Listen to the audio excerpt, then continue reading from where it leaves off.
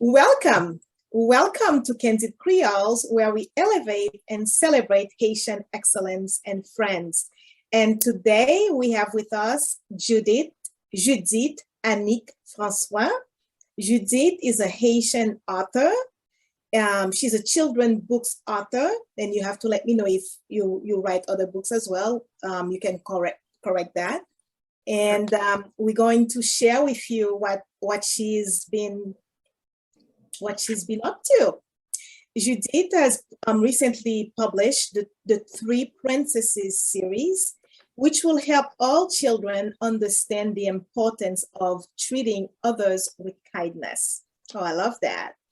And you can join into Judith's mission because every time you donate, you will be blessing a child in Haiti by helping them receive a book for free.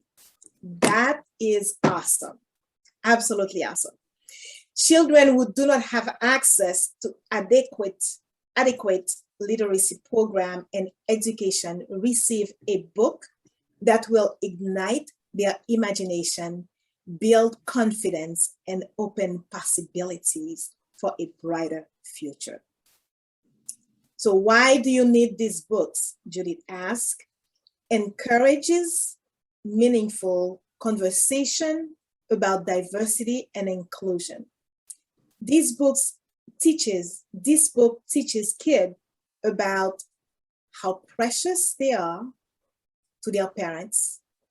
And it shows children that with hard work, they can accomplish their dreams and celebrate the differences amongst us. We are all unique, and that's amazing. Teach children that we have more in common, though we may look different or come from different backgrounds. It encourages empathy through understanding. Ladies and gentlemen, I introduce Judith to you. Welcome to this platform, Judith. It's a pleasure to have you. Thank you. Thank you for inviting me. And it is a pleasure for me to be here with you. Yes, I love what you're doing, and I'm going to ask you a lot of questions about your writing and how you got to be an author, to become an author. But first, please tell us your connection with Haiti. Okay. Well, I was born in Haiti. I was born in Port Salut, and I grew up mostly in Port-au-Prince. And then when I was 11 years old, I moved to Chicago. With my mom, and then my little brother came. I had I have three brothers from my father's side, and then later they also came to Chicago, and so did my dad. So I am Haitian. I consider myself, always gonna be 100% Haitian. And after I graduated college, I went back to Haiti, and I lived there for 3.5 years. It was interesting. It was wonderful. They were good and bad parts, but I'm so glad that I did it. So yeah, that's my connection to Haiti. Beautiful. Have you been back since you've been here in Chicago, in the US? Mm-hmm. I have, yes. I actually went back around 2017. I stayed there again for like about another year. And then my dream is to go back. I really want to be in Haiti. Yes, so many of us share in that dreams with such passion. And unfortunately, we cannot go back yet, or not even visit, because a lot of us may not want to go back, but they want to visit. And many of us do want to go back and make a difference with the value that we can bring back home. But unfortunately, we can't right now. And I'm surprised when you went back, you said you stayed for a year. What caused you to stay for a year? At that time, I think I was going through a lot. I lost my mom in 2015. And so I went into like a deep depression, and it took a few years for me to deal with it. And so since, she was, we buried her in Haiti. So I guess I was like, I feel like I wanted to to go and kind of be closer to her and and Of help me. course, I totally understand, and I'm so sorry about your loss. I do Thank you. understand. I do understand. I can relate, and that's so. It's very often that when we are in a moment where we need to reconnect with who we are, going back home for many of us is the best solution. You're not the only Exactly. one who went that route. Yeah. Yeah. Many of us who've done that, go home and then you come back and then you really refreshed and you feel you got your strength, you feel your strength again, and you can. Yes. Yeah. Yes. So how are you doing now? I'm doing great. I'm doing good. I'm just I feel like, I have a lot of strength and I'm making her proud and so Yeah. yeah, I'm She's doing good. watching. She's Yeah, watching. exactly. Yes, she is. Yes, she is. So you are an author of children books, right? Yes, I do write other books too, but Okay. What have you written so far? well, I've written a What lot of type of things. books? But I've published one poetry book. It's on Amazon and Barnes and Nobles right now. It's called Breakthrough to New Beginnings, A Poet's Journey. Okay. And that was my very first work of publishing. And so the children's book, Meet the Three Princesses, is going to be my second published book. But I have been writing for years and years. And I'm looking forward for next year to just publish a lot more. Okay. I did go to grad school and I got my master's in creative writing.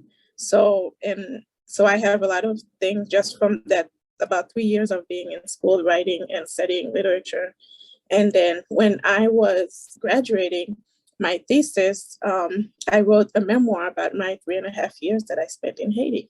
So So you're going to publish that too? yes. Yes. Yeah. So how many books do you intend to publish a year? Oh God. I mean, maybe like one or two.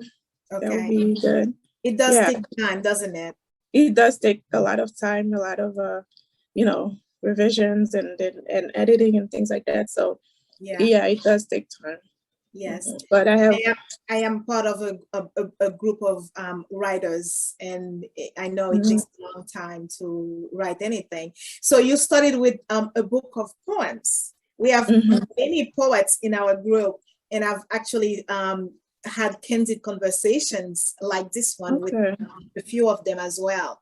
So that's really that's good that it's really a good thing to meet one of you, one of us again. Yes, who was a poet. Yeah. So you started with a book of poems, and then what caused you to move from poetry now to children books, or did you start to write children books before?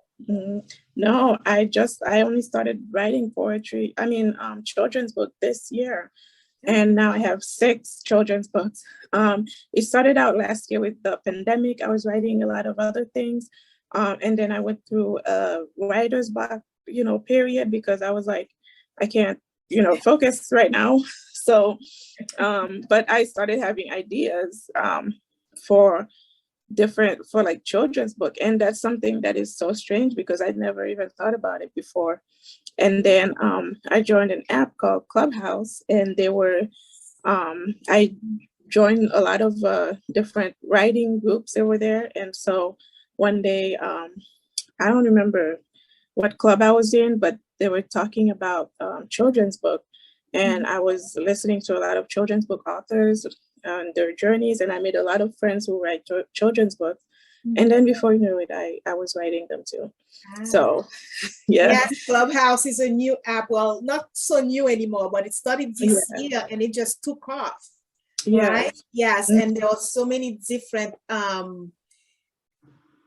subjects that are being addressed and discussed. It's really a powerful platform. Yeah, there's something for like everybody. I love it. Yes, there's something for everybody on Clubhouse. So that's what influenced you to start writing children book. Do you still write poetries? I do. I still write poetry, and actually I'm working on the second edition of Breakthrough to New Beginnings. I'm adding about 20 new poems. The first one has 40 poems. So the next one is gonna be about 60 poems. And, you know, I really wanted to get that out like by, you know, for like Black Friday, but because of the children's book, I've been so busy focusing on that. I can't guarantee that it will be for Black Friday, but that's my aim. So that's your focus for now, to have it published by Black Friday, but the children books is as priority. Is the priority, yes. Priority. Yes. Okay. Mm-hmm. Yeah, and also I want to make sure that when we are done, I want to make sure that you add your links at the bottom of this video, Okay. to the books, the poetry books. That's on Amazon and Barnes and Noble, and also any other information, because I know I'm really interested to learn how you got the idea of the Kickstarter idea. Oh yeah. Yeah, that's okay. Totally absolutely brilliant. Yeah, thank you. So yeah, I had no idea what Kickstarter was either, like just a few months ago. It wasn't until one of the my children's author book groups that I'm in, one of them started saying that they were going to do a Kickstarter to fund their book, because writing a children's book and publishing a children's book is so expensive, and it's got to be beautiful. It's got to have a lot of illustrations and colors and things like that. So I didn't even think much about it when she said that at first, and then until after I wrote the book, and then I started looking into publishing it, and I started talking to illustrators, and it was like, oh wow, the numbers that they were giving me, I was not gonna be able to just get that out of pocket right away. So that's when I started looking into the Kickstarter, and the author, the children's book author friends, they helped me put it together. They gave me advice, and we put it together, and then I published it. So you went to Kickstarter. I want to make sure our audience understand, because that's an inspiration for them as well. Yeah. And you went to Kickstarter so you can fund the publishing of your book. Yes, that was the original idea. At first, I was just gonna fund for the illustrations, and then I started to, I started looking around and asking people about children's book in Creole and in French and in Haiti. And me personally, I didn't have picture books when I was in Haiti. I had never been to a library until I moved to the United States. So the idea came to me and say, I would like to translate the books, first of all, in French and Creole, and then I would like to give them to children in Haiti. And maybe not every child in Haiti, but if I can distribute it to schools and libraries and orphanages, places where children need to learn and read, that could help change their lives. So that's when I said, okay, we're gonna go big, and I'm going to do the Kickstarter and ask for 500 copies to be donated. So 500 copies are going to Haiti. Yes, and hopefully more too. So, yeah. And that's so they're all written in Creole or in French? I wrote them in English, because that's really the language that I'm most comfortable writing. Mm-hmm. But I do have a translator who translated them both in French and in Creole. So that's awesome. That's awesome. Yeah. We actually I had a conversation with an illustrator in this community, and we also have another children's book author in our group as well. Yes. Okay, I'd love to connect with them. Yes, that I love connecting people. It's like I love being a connector. Definitely, I will connect you guys. That because the illustrator, she's an artist. She does other things, but her passion is really, one of her passions is really to be a children's book illustrator more often than she has the chance now. Since the last time we spoke, and our book author is Janika, and so it's really so I will connect you. I will connect you. Nice. Yeah. Yes, that's great. So where do you send the books? Do you send them to orphanages, or do you send them to one person and then they will distribute? How does it work?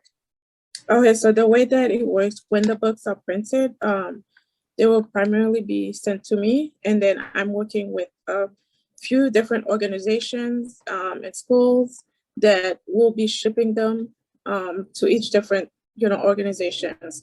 And there will be people helping me to distribute and also with the shipping. So yeah, that's how it is. It's not going to be just one, person, and then the person distributing it. I'm definitely making a list, which I'll be, updating people, especially my backers, on, to see, so that I can show them who's gonna get the book and how many each each person or each institution is getting the book. So yeah. Are you sending them to your town? You said you come from Port Salut, right? Mm-hmm. Yeah, they're gonna be all over Haiti. I have people with organizations that are in the north, the south, Port-au-Prince, Léogane, Baradère. So they're gonna be everywhere. All over. Yeah. Yeah. I actually I had the chance to visit Port Salut when I was little, because I too was born and raised in Haiti. And we have a really, really fun and extraordinary, amazing story for that trip, which will be too long to talk about now, but it brings back, hearing you talking about Port Salut, it brings back memories of that trip. It was because I was living in Port-au-Prince, and then we had an uncle who lived in Port Salut, and then one day we decided, my family decided we're going to visit our uncle. And the journey was, how would I say that? It was filled with obstacles. The drive from Port-au-Prince to Port Salut, and that was way back when.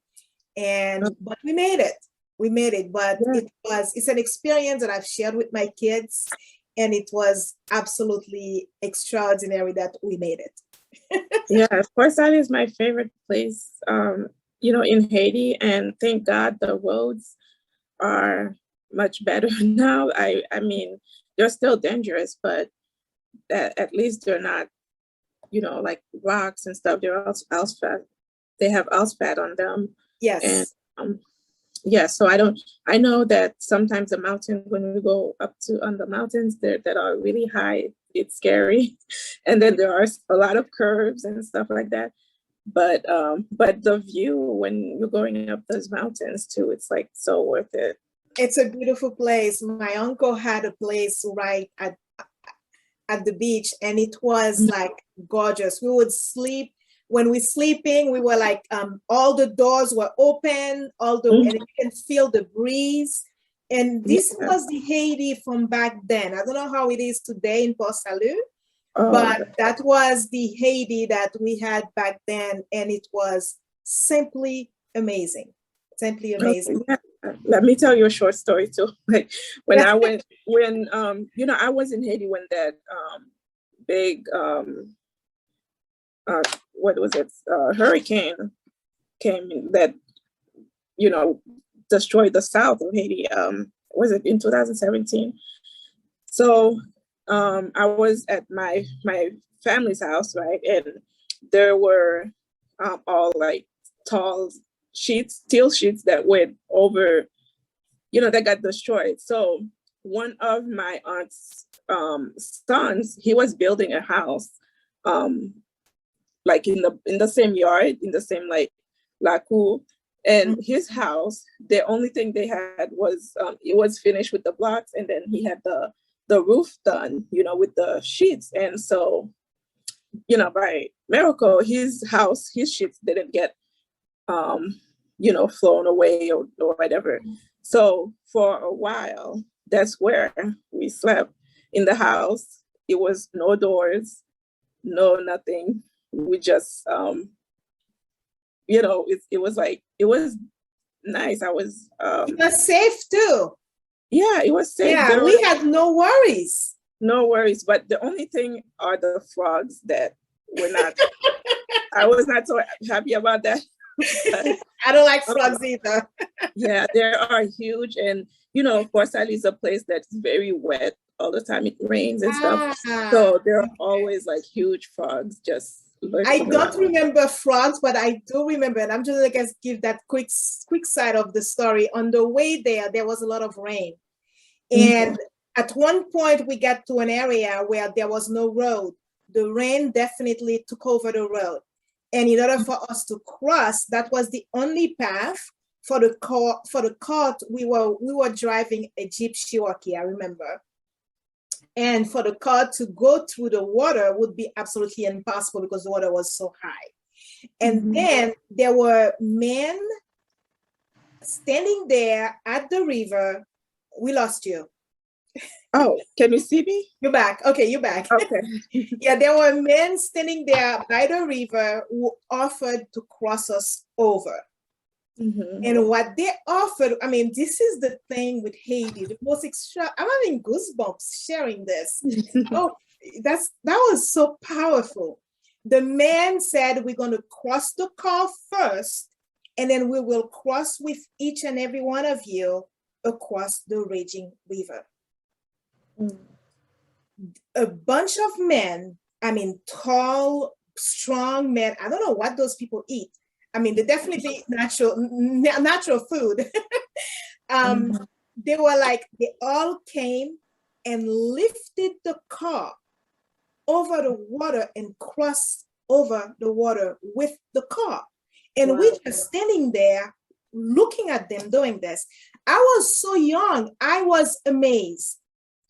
And then they come back and took each and every one of us, put us on their shoulder. My dad was dangling on a shoulder. My uncle had another uncle dangling on another shoulder.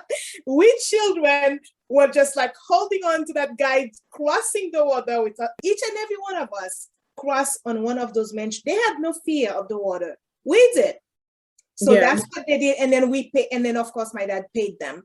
But that's what they were doing, crossing cars over. These were the days of Haiti. When you come and you stop, people step in and help. That's not the Haiti that we have today. I don't know for the province if that's how it is still, but that's what it was back then. And they helped us, and my uncle offered to pay them. And because it's thanks to them that we reach. It wasn't Port Salut, it was Port-à-Pima. As I'm about to say the word, and I realized, oh no, it was Port-à-Pima. Okay. Yeah, it was Port-à-Pima, not Port Salut. I went to Port Salut recently, actually, before the earthquake of 2010.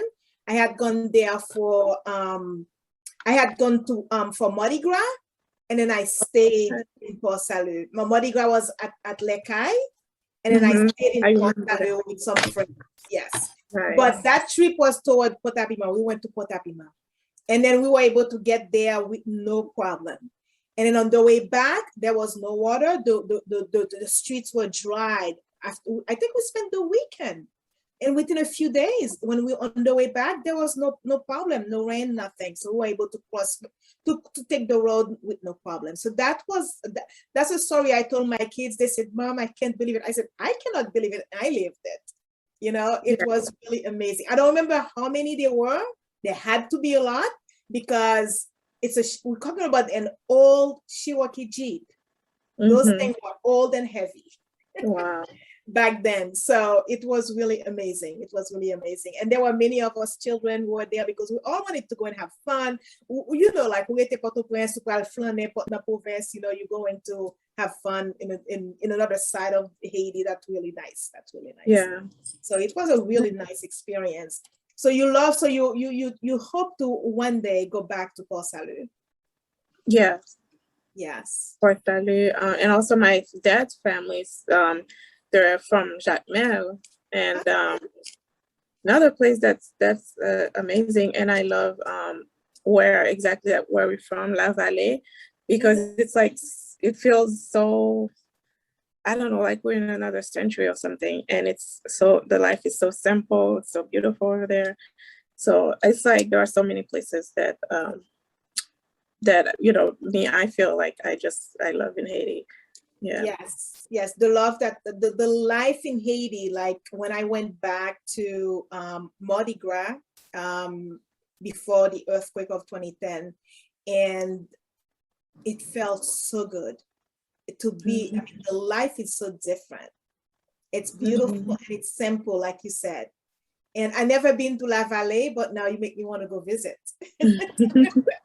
Yeah. Yeah, that's really beautiful. That's really beautiful. So, and you said something that surprised me. You went to school in Port Salut before you came to the US? No, my mom came back to Port-au-Prince with me, like after I was like 2 weeks old. That's what she told me. So I was mostly in Port-au-Prince. So I went to school there, and I think I was like I don't remember what grade I was in, préparatoire 1 or préparatoire 2 or something like that. But yeah, I did go to school in Port-au-Prince. I asked you because I'm surprised you said you didn't have a library. So I wanted to know if until you didn't see a library until you came to the US, your school did not have a library? No, I never remember any school, that I went to, like having a library or going to the library or even seeing like picture books and stuff like that.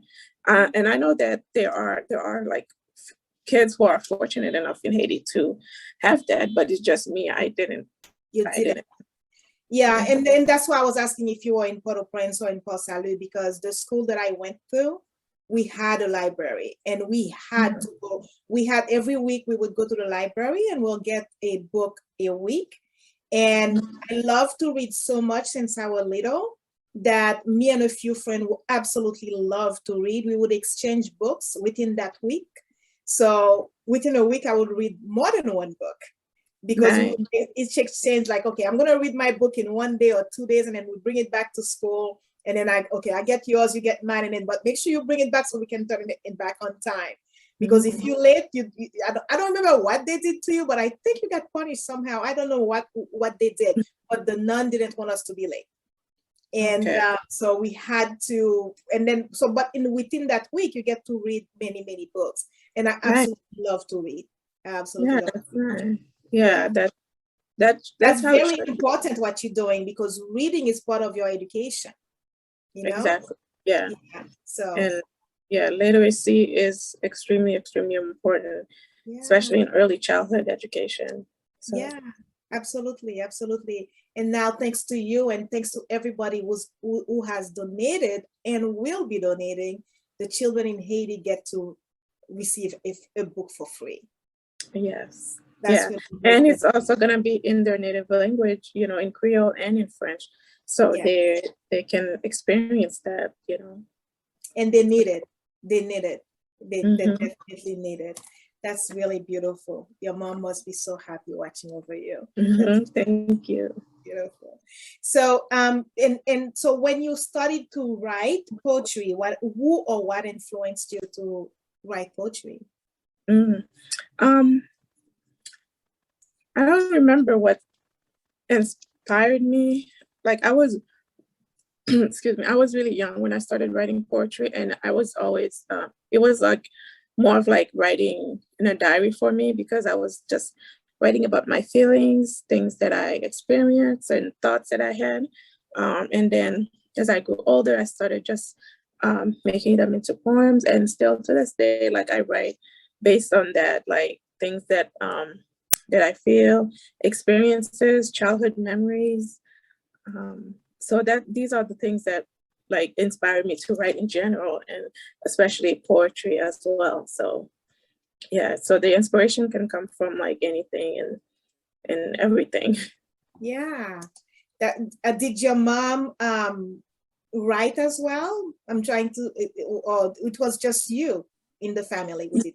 Yeah, as far as I know, I don't know if anybody maybe had the ambition or the dream or something like that to write. But my mom, after she passed away, unfortunately, I discovered notebooks after notebooks after notebooks of her writing. And her church services, she used to go to Bible study like religiously. And so she would take notes and notes and notes and notes. So I think that maybe she did have, she did had it in her, at least. But, unfortunately, I discovered that like too late or until after she passed. Too late to share with her, like because it sounds like she was journaling her thoughts, and we were not taught that in Haiti. I don't recall being taught that. I recall being taught how important it was for us to read, and my family made that a priority as well. We had to read. Thank God I loved it, so it wasn't a chore for me. But I don't recall being taught like to journal, and journaling is also very important. Yes, journaling can be cathartic. Yeah, it's a beautiful thing to do. So your next book is the book that you're doing now. So tell us what you're doing, because I know you started with Kickstarter, and then the Kickstarter period ended. So tell us what's next, and then also before we get there, tell us the results of your brilliant idea to start funding it with Kickstarter. Oh yes, the result of the Kickstarter. Oh my God. So there were so many people who, when I tell them about the project and they like saw just how passionate I was about it, they really just decided to help me. It was like a whole army of people. There I had Zoom meeting after Zoom meetings. I had phone calls after phone calls. And I was always like working nonstop day and night. Like when you're doing a Kickstarter, when you are doing anything where you're asking people for money, I guess it's gonna be hard. Like they're gonna make you work for it, So I was yes, they want to believe they have to believe that you're for real, so they make you work for exactly. So I worked for it. Some people, they were before they donated, it was after like we had like a bunch of phone calls and things like that. And also people just kept connecting me with another person. Even when I met someone, and even if they didn't, couldn't contribute financially, they offered to share it on their social media. They offered to give me another person's phone number, another meeting with, so that's how I got connected with so many different people. And then it was still slow because I think the people that I was talking to or trying to explain to, it's like most people, they don't know what Kickstarter is, and they they don't understand it. They had problems making an account and they didn't want to make an account. So I just kept looking for more and more and more people. Pushing. Yes. Yeah. You were determined. Exactly. Exactly. And then so finally people donated like anywhere from $1, and then I had a private investor, like an angel investor, who donated $2,500. How did you get him or her? Yeah, it was her, and it was not even someone that I had to like beg for the money. Like she just invests, and she loves to give people, and especially when it comes to children in Haiti, she was just like, okay, yes, here, take it. So it was just. But you had to ask though. She didn't know. You had to go ask her. Yes, I did. Okay, I want to make sure people get that. Yes, because it doesn't. Yes. Sometimes things can fall on your lap through somebody else, but you also still have to do the work and ask. I want to make sure people hear that. Yeah. Yes, you have to ask. You have to prepare your pitch, like no more than 30 seconds, and just tell them why you're doing it, what the project is, and how they can help you. And you have to tell them exactly what you need. Some people, if you give them too many choices or too broad, then they can't make a decision. So if you say, hey, I need, can you, donate, I don't know, 10 books or whatever. So so the whole process, it's like something that I've had to learn as I go, because I've never done that before. But within the 30-day period of doing it, like I learned so much. I had to pivot so much. I had to learn a lot and just kind of do what works and find what works and what didn't work. So it sounds like, go ahead, sorry. No, I was just saying, I'm glad that that I did it because I learned so much. Yes, and it sounds like as you were learning, you were taking action based on what you were learning. And I'm assuming you were learning from your groups and you were learning from everybody else that they connected you to. And then now you get the results that you get today. And because I was looking at the numbers that you, and correct me if I'm wrong, or maybe you should tell us the number, how much you raised with Kickstarter. Yes, we raised $10,000. That's really amazing. Congratulations. Yeah. Congratulations. Thank you. Amazing. And then now, because of that, every child in Haiti can receive a book. Many child, I should say, many children, I must say, in Haiti will be receiving a free book because you did the work and then you raised the funds and you wrote the book. Yeah. That's really beautiful. That's really beautiful. So, so how do you market your book besides the Kickstarter fundraising that you did? How do you market your book? I know you said you've been on many Zooms and stuff like that. How do you market your books? Right now I'm just using social media, posting about it, and still mentioning it every time I go to any event or any live. So that's how I plan to market it. I'm not a marketer like at all. That's why I struggled so much in the beginning. But now I do know it's like just put it everywhere and tell people about it. Tell people so they know, and so that they're curious, and then they'll support you. Yes, yeah, people will support you. So a lot of people will support you if they know. It's they will support you because and I told you to share on the GoFundMe you had next, because the Kickstarter is done. Now you have the GoFundMe page. You want to tell us about that? Yes. So after the Kickstarter was over, like people are no longer able to donate. So there were a lot of people messaging me saying, how can I support? How can I support? Because my dream is not to just give those 500 books. This book is a series. And in this series, I have 3 other books besides the first one, Meet the Three Princesses.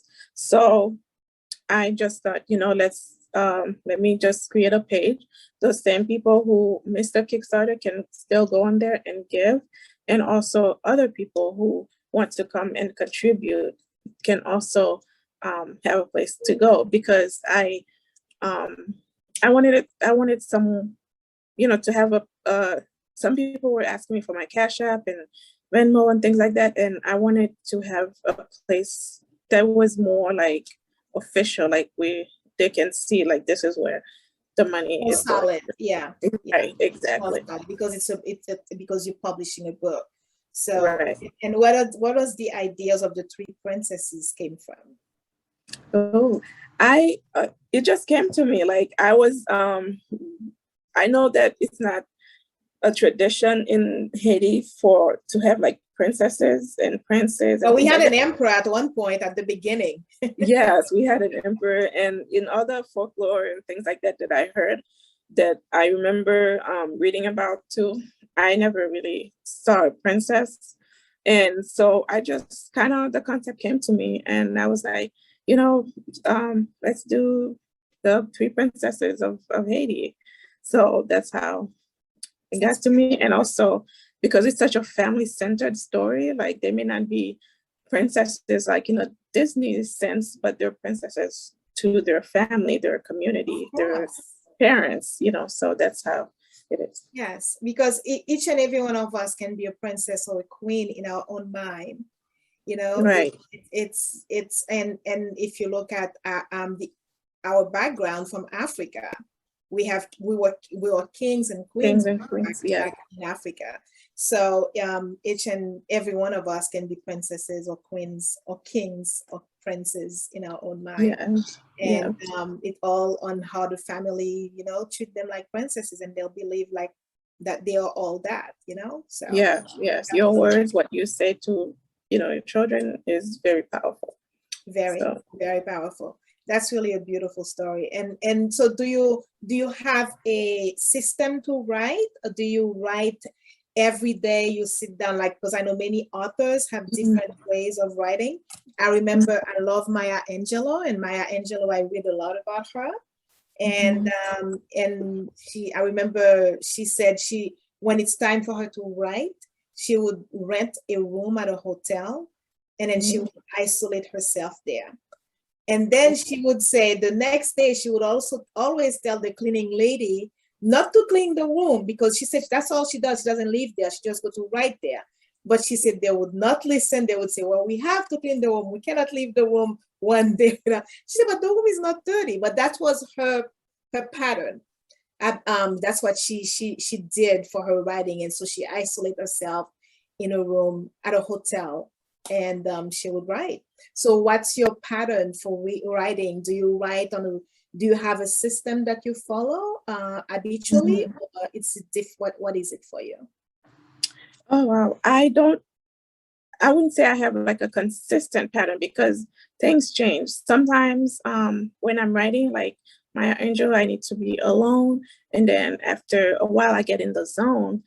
But before the pandemic started, I used to be in so many writing groups, where we would actually meet at a coffee shop about 3 or 4 days a week. I would go and just write for a couple hours, and then after that we have a little conversation, and that really helped me a lot, because for some reason when you're doing something together, like, it makes you more motivated to do it too. So you're that's encouraged to doing it. Exactly. Yeah. So I was in that community that was wonderful, and then when the pandemic hit, we kind of switched to Zoom, but I wasn't able to keep up with that, with the Zoom. Some of them disintegrate, this charge, this mess or whatever. And so right now I'm still in one group, one critique group. It's not a writing group, but it's still something that encourages me to write. Right. And then I also utilize Clubhouse to write with other people on Clubhouse.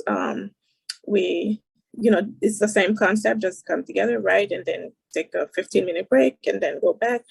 And also sometimes I'll just write, like, I'll just get an idea, a poem or a new story, and I'll just like write it down, and I don't even need to be around that many people. So to me, it's like a balance. I wish I could write every single day. I've tried to do that. But sometimes, I can't. Like, sometimes my mind, just needs to be like at the right place. Like, everything needs to connect. So yeah, so that's kind of like my pattern. It's not really a consistent, like, one pattern. Like, I don't have a time set, or sometimes I feel like writing by myself, sometimes with other people. So the way I see it, we each have our own different thing that works for us. And what works for one may not work for this one. That's something I learn in life, because everybody, sometimes they might say, sometimes people might say, well, you have to do it this way. That's how it works. But if you're not called into doing it that way, and then you believe them, then you may not follow your calling. So you have to find what works for you. And so far, it seems to work for you.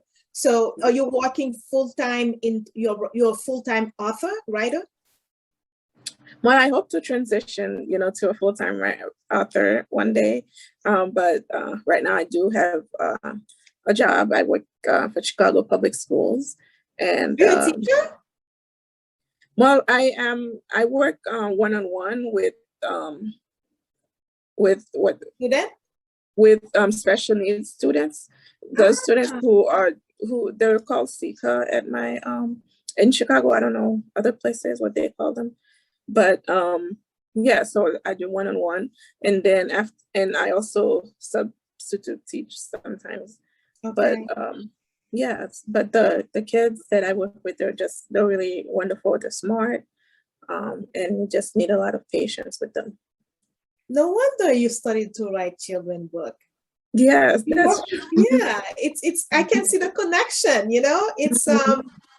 it was bound to happen because Yeah. you obviously care for children, because if you work with special need children, then you definitely have a love to support and help children be their best no matter what the condition they're in. Yes, and the children that I'm working with, whether it's one-on-one or whether it's like a whole class, they're usually like first grade, kindergarten, things like that. And so I read with them a lot. Like story time is their favorite time. It's my favorite time. Like they're just always so into it. And when they start reading a story, they're just so happy. And so that's one of the experiences that I wanted to like, you know, give more children in Haiti to be able to read a story that's not a school book, but read a book that they can really just enjoy and see themselves represented. So yeah, that's Yeah, I can see why. Yeah, I definitely can see why you have that love to give back to the children of Haiti. You know, it's I totally see why. I mean, it's totally from your heart. You know, what you're just doing what your heart is calling you to do, and that's really admirable. That's really awesome. That's really Thank awesome. you. Thank you. So it's been a great conversation with you, and so I want you to share again where do you want this audience to go and find your books and also support your mission to help the children of Haiti. Okay, so yeah, the links are on my profile, on my Instagram bio. If you click the link that I have, you'll be able to sign up for the Three Princesses newsletter, which will give updates and you know all the news about the book, The Three Princesses. You'll also be able to see the link to my book on Amazon, my poetry book, and then you also have the GoFundMe link as well on there, and I'll link things down, like you said, in the comment section as well. So yeah, the GoFundMe is still you know, to bless children in Haiti with a book, and yeah, I'm just planning to just keep going and going until, you know, to help as many people as I can, as many children. Are you self-published, or who's your publisher if not? I am self-published for now. Okay. Yeah. That's perfect. That's perfect. Yeah. Well, I know you're very new to the group, so I want to share with you why we started this group.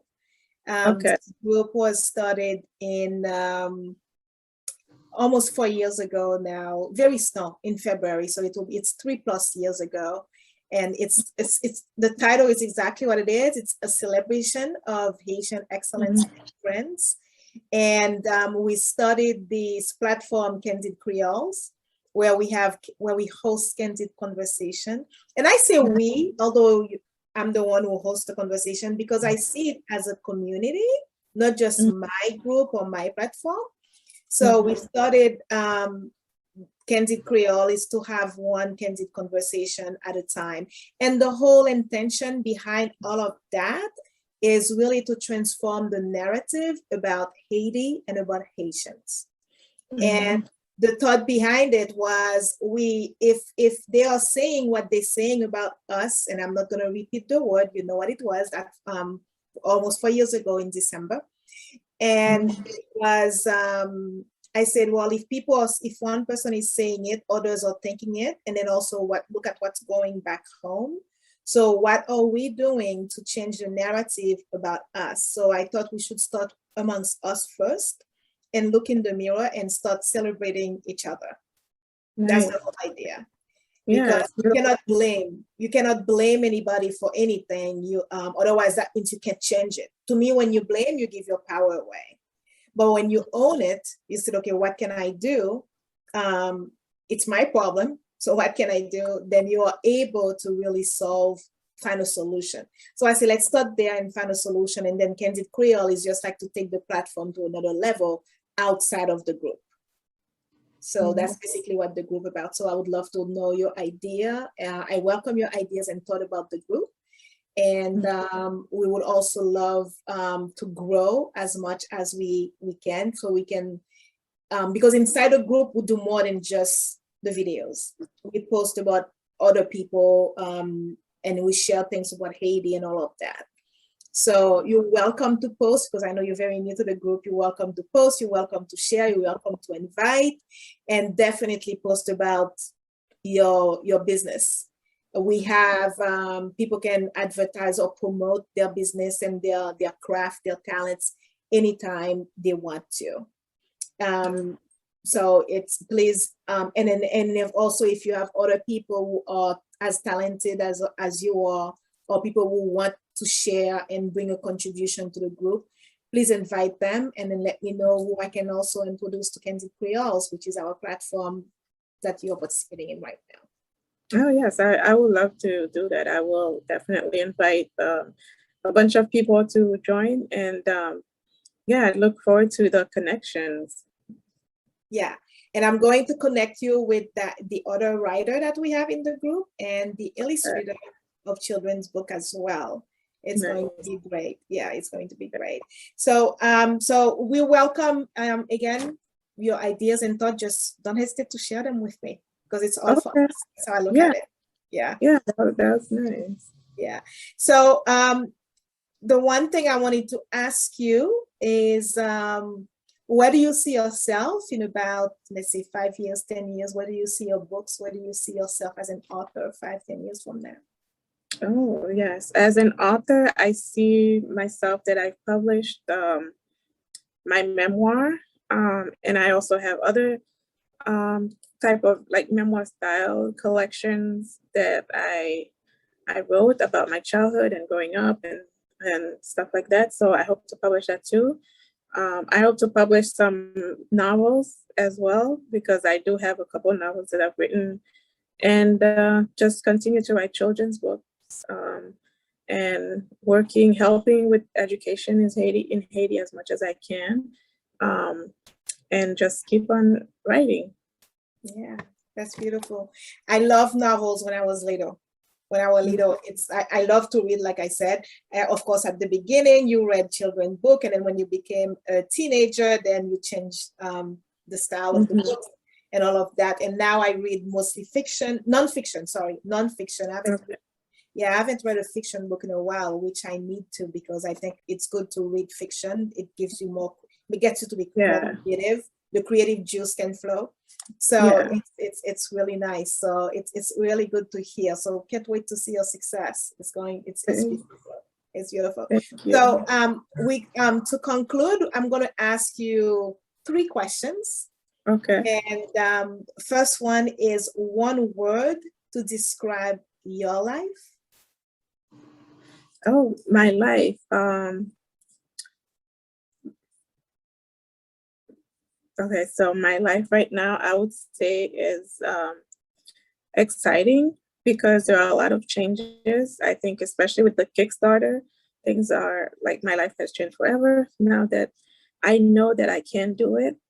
When I have something in my mind, a dream, everything that I put my mind to, I can do it. So I'm extremely excited about that. So that's one word I would describe my life right now. That's awesome. When I get excited, I love it and I don't like it at the same time, because I can't sleep at night. Because my mind is just like going and going. Yeah. So it's like so many ideas, many ideas. So it's really like, it's a great feeling. But when I go to bed, I said, I want to sleep. Leave me alone. Yeah. So that's really awesome. That's really awesome. So now one word to describe Haiti. Oh, right now or just in general? You choose. I would say hectic, because when I'm looking at all the things that's happening, it's pretty scary, and hectic. But I just pray that it doesn't stay like this for much longer. We need to find a solution, so. Yeah, and when we do find the solution, Haiti is going to thrive. Because Haiti has a lot to offer, and so many of us who are waiting to go have so much to bring and give back to Haiti. Mm-hmm. A lot of people who are giving back, but they're all a little bit restrained right now because they cannot give the way they could if Haiti Yeah. was doing right, was doing Yeah. it the right way. Yeah. So one word of what advice, not one word, what advice do you have for Haitians, specifically those living in Haiti? Specifically, those living in Haiti, I would say, you know, in my book, Meet the Three Princesses, there's this phrase that I put in there. And when you guys read the book, you'll see the context, but Quena Tetu. So I just want to tell everybody to just believe in themselves and know that I know it's hard. The circumstances are extremely hard, but just believe in yourself and take the better route. Don't take the road that's going to lead you to trouble and death. Be part of the solution. You know, all these people, the gangs and whatever, they're doing that to, you know, what they're doing to this country right now. Imagine if all these people were doing something good and something positive, how far we would be. Just like they're like keeping us back right now, they could also move us forward. So I just encourage everybody to just make better choices. That's my slogan with my kids, and I mean at school is you know, I always tell them make better choices, and when they do, I say thank you for making better choices. So Haitian people, I say thank you for making better choices. That's powerful. That's powerful. Our choices is what make us. So when we make better choices, and the children of today, they need models. They need different models, and your books is going to show that to them. Your book is going to show that to them. It's a series of books, so there is no necessarily no end to it yet, right? Right. Yes. Okay. Yeah, I can't wait to share all of them, but I'm really excited. That's awesome. Do you have one with you right now? I don't. We're finalizing the cover, and then we'll be doing the interior of the book this week as well. We're gonna start that this week. So, and then after that, I'll order my author proof and see, you know, if any last edits or anything like that. And then after that, it'll be ready to go. So the date, like right now, so also this week, I'm working on the website. We're gonna put it up and have pre-orders ready. So if anybody is wondering about that, that will be coming really soon. And the publishing date for the book is gonna be on January 11, 2022, which is also my birthday. So I wanted to publish it on my birthday, but everybody who ordered it via the Kickstarter, they're gonna get theirs by December 24th. So they'll get it, you know, before everybody else. So okay. So every book they purchase, a Haitian child gets a book. Yeah, there were different options. They could buy a book and purchase a book. I mean, and donate a book, or they could have just donate books, or they could just buy the book, you know, pre-order it for them for a child in their life. And they could also give up to 15 books, and they could, there were options to give it in French and Creole. So yeah, there And were all those options are GoFundMe as well. The GoFundMe link will have all those options too. Yeah, GoFundMe doesn't really have those options. So GoFundMe is just for the donations for the book, and also when we, you know, send the books to Haiti, the distribution and, you know, costs that it might to cover that. Yeah, exactly. Okay, definitely, I get it. Yeah. So it's so again, like I said, just feel free to, when the website is ready, you can post the link for the website as well. You can advertise that so people will know. And I have one question on the advertisement that you did, on the picture that you did that I got from your page and I posted on my announcement. You have a picture of Obama, and I was wondering why. Yeah, that was just me like being silly. Like there was you know, I did like the 25%, you know, funded, 50%, 75%. And as we got more and more, Obama's, you know, face got happier and happier. So that's how it was supposed to be like a transition from like, yeah, okay, we're going, and then we're getting there. So, and then, went from like, okay, we're happy, but then when we got it, we are like extremely happy. So that's why. Oh, okay. So that's why you put Obama's smile, like extremely happy. Yes. Get it. We got to the 100%. Yeah. Okay. Somebody just posted who's watching. His name is Vertil. Oh, hi, Evel. Yes. You know him? Yeah. Yeah. He's So not a many person, but he was one of those people who really was encouraging me and helping. Oh, that's great. Yeah.